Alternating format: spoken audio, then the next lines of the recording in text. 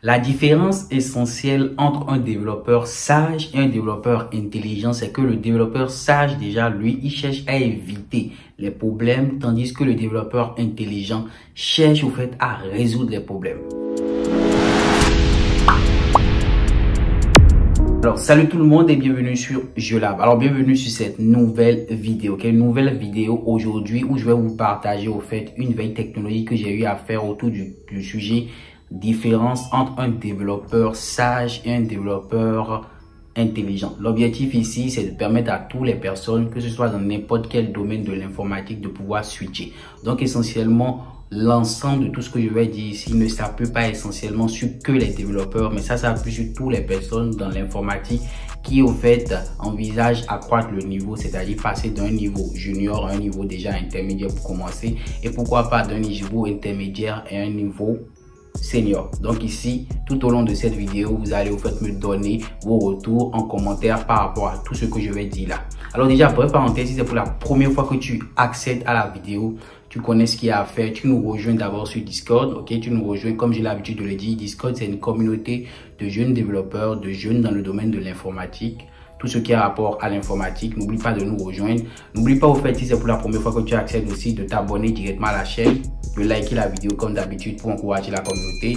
Et si vous êtes prêts les gars, on commence. Alors ici, comme je l'ai dit, j'ai eu à faire des veilles technologiques dans le domaine de l'informatique, essentiellement pour pouvoir accroître le niveau et voir quelles sont les différentes étapes essentielles pour pouvoir au fait progresser en tant que développeur dans mon cas. Et toi par exemple, ça serait peut-être en tant qu'ingénieur dans l'informatique, en tout cas dans tout ce qui a rapport à l'informatique.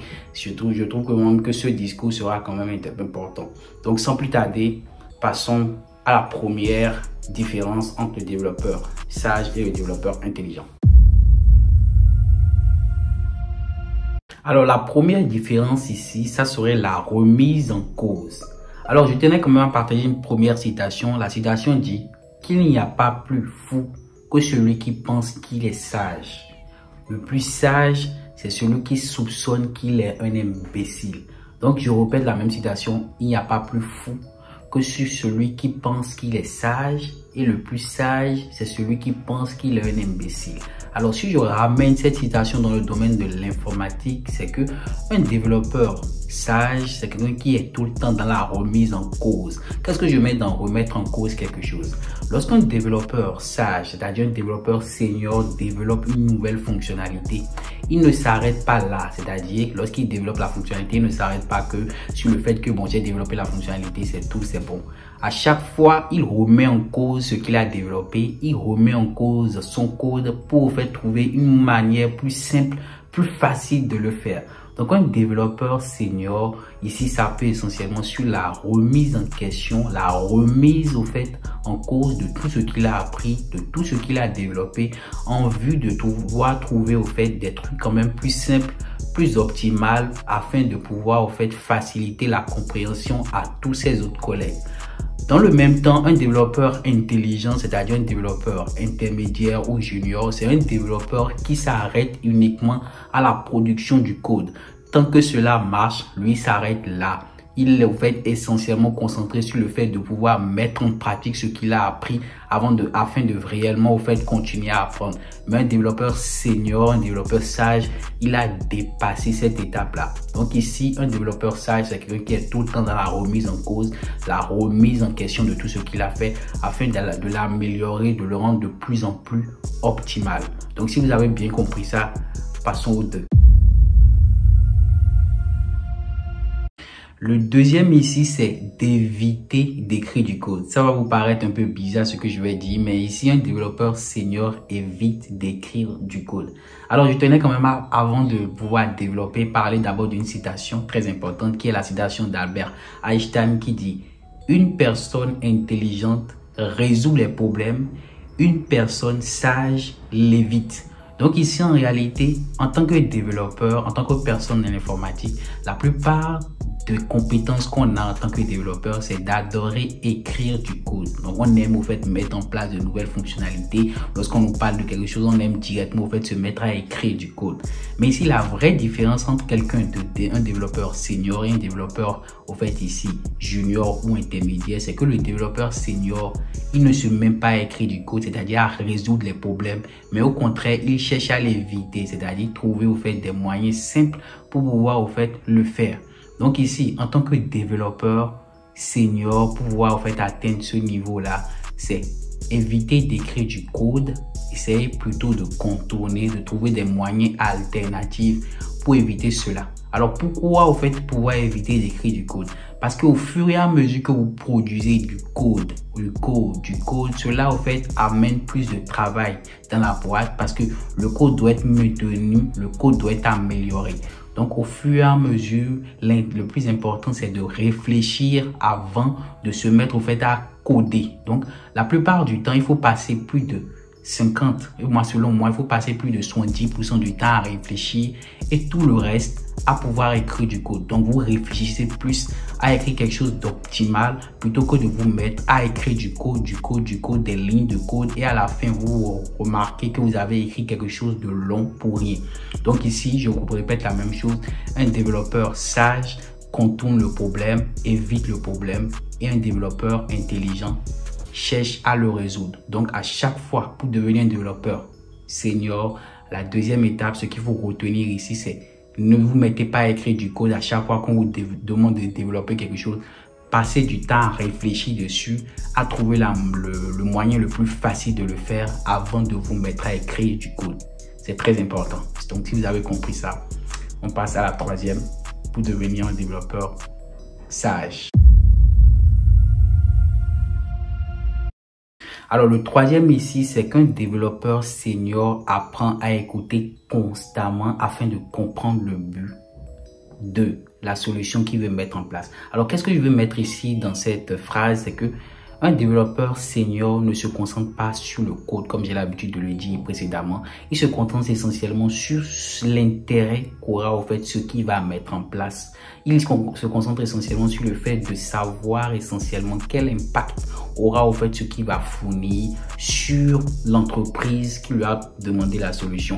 Par contre, un développeur intelligent, c'est-à-dire un développeur junior ou intermédiaire, se concentre essentiellement sur le fait de produire du code. C'est-à-dire, une fois qu'il a écouté les besoins du client, une fois qu'il a écouté ce qu'on lui demande de développer, il ne cherche pas à remettre en cause, comme j'ai dit précédemment. Il ne cherche pas à proposer quelque chose de plus optimal, mais directement, il se met au fait à produire du contenu, à produire du code, parce que pour lui, il veut pouvoir au fait jauger, il veut pouvoir au fait accroître ses compétences, pratiquer ce qu'il a appris afin de pouvoir vraiment vérifier qu'il a appris. Donc ici, la vraie différence pour ce troisième point, c'est qu'un développeur senior apprend à écouter constamment jusqu'à la fin du projet et ne s'arrête pas à produire du code. Par contre, un développeur intermédiaire ou junior, lui, il s'accentue essentiellement sur le fait de produire du code une fois qu'il a écouté. Donc, il n'écoute pas du début jusqu'à la fin.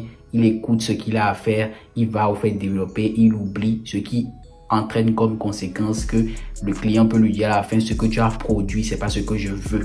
Ok, donc ici essentiellement pour cette troisième étape, un développeur senior, pour devenir un développeur senior, il faudrait apprendre à écouter constamment le client, à comprendre l'impact qu'aura ce que vous avez à développer sur l'entreprise, c'est-à-dire sur le prestataire qui vous a demandé de lui fournir ça, afin de pouvoir le suivre et pouvoir lui proposer quelque chose de plus optimal. C'est très important dans tous les domaines de l'informatique. Donc si vous avez compris ça, passons à la dernière étape. Le quatrième ici, c'est qu'un développeur au fait junior n'a pas plus d'expérience qu'un développeur senior. C'est-à-dire qu'une personne en informatique qui est appelée junior n'a pas plus d'expérience que quelqu'un qui est devenu senior. Et je trouve que c'est un point quand même clé que la plupart ne savent pas. Pour être un développeur senior, cela ne s'acquiert pas du jour au lendemain. Quelqu'un qui est devenu un développeur senior, c'est quelqu'un qui en réalité a eu des expériences, a eu des galères pas possibles. Donc devenir développeur senior, devenir développeur sage au lieu de développeur intelligent, c'est quand même un parcours. Donc ne soyez pas frustré, ne soyez pas dérangé lorsque vous demandez à vos collègues par rapport à quelque chose. Faut vous mettre en tête qu'en réalité c'est le parcours pour devenir quelqu'un de senior. Et moi je me rappellerai toujours de l'anecdote où j'avais un collègue dans le temps qui à chaque fois quand j'ai un bug, il sait exactement là où il y a le bug. Même si c'est pas totalement là, au moins il a une idée. Parce qu'en réalité, il est passé par là. Je l'ai toujours appelé senior, mais à chaque fois, il me dit non, je suis pas senior, je suis toujours junior. Et ça, c'est la preuve qu'il se remet en question parce qu'il ne suppose pas qu'il connaît tout. Il se remet tout le temps en cause. Et c'est une compétence très importante. Donc, un développeur senior, c'est quelqu'un qui a de l'expérience dans la matière. C'est quelqu'un qui a de l'expérience dans le domaine. C'est quelqu'un qui a déjà parcouru tellement de bugs, tellement de fonctionnalités, tellement de projets qu'aujourd'hui, quand vous le prenez, il sait exactement ce qu'il faut développer, ce qu'il ne faut pas mettre en place. Donc, pour être développeur senior, les gars, continuez d'apprendre, continuez d'apprendre, continuez de faire des projets. Au fur et à mesure, vous allez vous retrouver à l'étape senior sans savoir. Donc, je suis à la fin de la vidéo. Laissez-moi vos retours en commentaire pour les développeurs seniors qui nous suivent. Partagez vos expériences. On se dit à la prochaine vidéo. N'oubliez pas de liker la vidéo. Peace!